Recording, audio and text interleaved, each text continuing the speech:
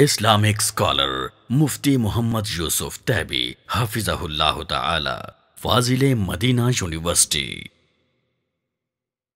حی علی الصلاة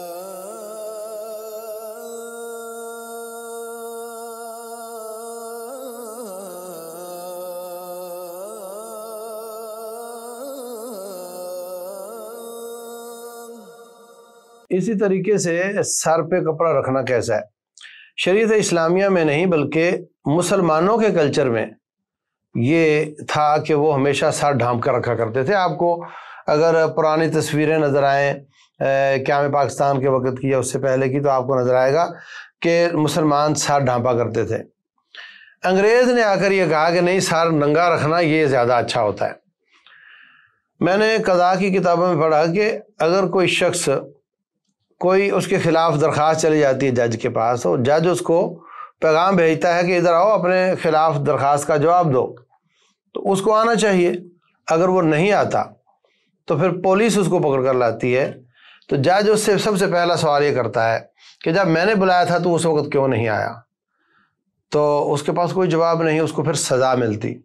سزا یہ ہوتی تھی کہ برسر مجلس، برسر قضاء اس کا سر ننگا کر دیا جاتا تھا، اس کی پگڑی اتار دی جاتی تھی، تو وہ اپنی اتنی بے عزتی سمجھتا کہ میرا سر لوگوں نے ننگا دیکھ لیا ہے، تو آئندہ میں ایسا نہیں کروں گا، اور جب بھی قاضی صاحب بلائیں گے میں ضرور حاضر ہوں گا۔ اندازہ لگائیں۔ تو آج کل لوگ ننگے سر رہنے کو سعادت سمجھتے ہیں، یہ درست نہیں، اسلامی کلچر یہ نہیں ہے۔ دوسری بات یہ کہ روٹین میں مسلمانوں کو سر ڈھانپ کے رہنا چاہیے، یہ ان کا کلچر ہے، اور نماز میں بھی سر ڈھانپ کر رکھنا چاہیے۔ اور اگر روٹین میں نہیں تو نماز میں سر ڈھانپ لیتا ہے تو بھی اچھی بات ہے، مگر اس کا قبول ہونے اور ناقبول ہونے سے تعلق نہیں ہے۔ اس کے بغیر بھی، ٹوپی کے بغیر بھی، حضرت جابر بن عبداللہ رضی اللہ تعالیٰ عنہ نے اپنا رومال اتار کر جان بوجھ کر نماز اس کے بغیر پڑھی، اور ساتھی کو بتایا کہ لِیَرَانِی أَحْمَقُ مِثْلُکَ، تاکہ تیرے جیسا جو آدمی ہے وہ مجھے دیکھے اور اس کو سمجھ آئے کہ ننگے سر نماز ہو جاتی ہے۔ تو یہ اس حدیث سے آپ کو تو یہ نظر آیا کہ ننگے سر نماز ہو جاتی ہے، مجھے اس حدیث سے یہ نظر آیا کہ ان کو کیوں ضرورت پڑی یہ وضاحت کرنے کی کہ ایسے بھی نماز ہو جاتی ہے، اس لیے کہ لوگ شدت کے ساتھ سر پہ کپڑا رکھنے کے قائل تھے، تو ان کو یہ بتانا پڑا۔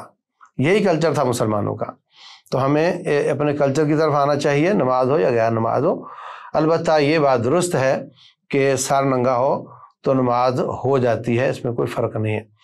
دوسری بات یہ کہ جو مسجدوں میں ٹوپیاں رکھی ہوئی ہوتی ہیں، وہ اگر تو آپ وہ پہن کر سسرال جا سکتے ہیں یا دفتر جا سکتے ہیں تو رب کے دربار میں بھی چلے جائیں، اور اگر آپ کو وہاں بری لگتی ہے تو رب ذوالجلال زیادہ حقدار ہے کہ وہاں آپ زینت لگائیں، تو وہ ایسی چیز پہنیں جو اچھی لگتی ہو اور اللہ تعالیٰ کے دربار میں حاضری ہو اور آپ کا لباس مناسب ہو۔